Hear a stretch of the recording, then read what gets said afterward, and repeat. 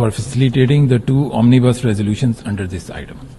Mr. President, the health of our oceans is in sharp decline, jeopardizing marine ecosystems and the billions of people who depend on them for food, livelihoods, and coastal protection. Rising temperatures, increasing acidification, and pervasive pollution are destroying habitats, driving biodiversity loss, and threatening vital marine resources. Overfishing and nutrient pollution further disrupt these ecosystems, putting the food security, economies, and resilience of coastal communities at serious risk. This is more than an environmental crisis. It is a global challenge with profound implications for human well-being and economic stability. Urgent action is essential to protect our oceans and secure a sustainable future for both people and the planet. After 3 decades of its entry into force, the UN Convention on the Law of the Sea continues to remain a cornerstone for ocean governance. Over 3 decades, it has provided a vital legal framework for the sustainable use and protection of marine resources. Mr. President, although new maritime technologies have significant potential to help achieve the 2030 Agenda for Sustainable Development, particularly SDG 14, which focuses on the conservation and sustainable use of oceans and marine resources.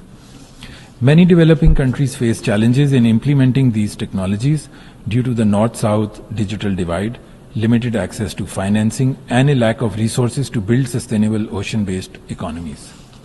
To address these challenges, capacity building initiatives, including the transfer of marine technologies, are essential for ensuring progress on SDGs, promoting global peace and security, and supporting sustainable economic development, especially in the global South.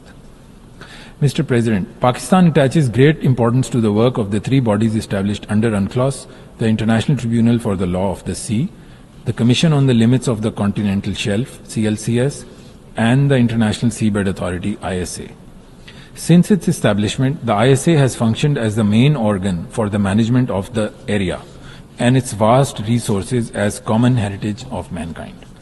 Pakistan acknowledges the progress made on the mining code at the ISA and will continue to follow the advancements in finalizing the regulations on exploitation of deep-sea minerals within the agreed-upon timeline and roadmap. Until then, my delegation opposes the approval of any work plan for the commercial exploitation of mineral resources in the area. We believe that a robust and comprehensive regime for exploitation, including rules on equitable benefit sharing, should be developed before mining could commence anywhere in the area. Mr. President, with the adoption of the BBNJ agreement, the principle of the common heritage of mankind continues to guide and underpin the new legal regime for the conservation and sustainable use of marine biological diversity of areas beyond national jurisdiction, including the access and sharing of benefits of marine genetic resources. We hope that the agreement will contribute to the realization of a just and equitable international economic order, which considers the interests and needs of humankind as a whole, and, in particular, the special interests and needs of developing countries. Mr. President, Pakistan sincerely appreciates the work of the CLCS that has become more active each year because of the increasing number of submissions by states to determine the limits of their continental shelves beyond 200 nautical miles. In this regard, we take note of the work of the Commission to revise its rules of procedure, particularly its internal methods to manage the workload.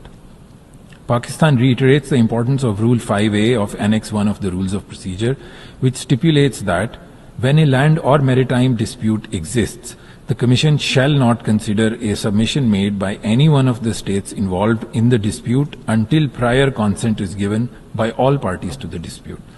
We take note with satisfaction that the CLCS has upheld this critical and cardinal rule so far, both in letter and spirit.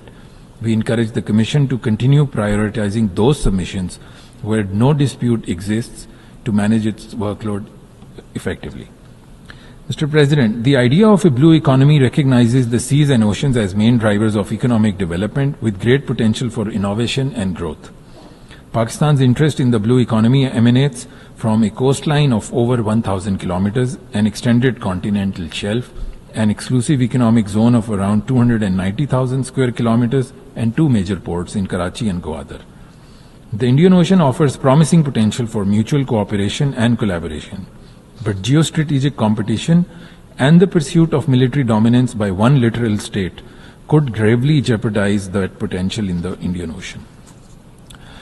Lastly, Mr. President, the 30th anniversary of the entry into force of the UNCLOS serves as an opportunity to reaffirm our commitment to supporting the objectives of the Convention and its 1994 implementation agreement. Pakistan is fully committed to the 2030 agenda, including SDG 14, pertaining to conservation and the sustainable use of oceans. I thank you very much, Mr. President.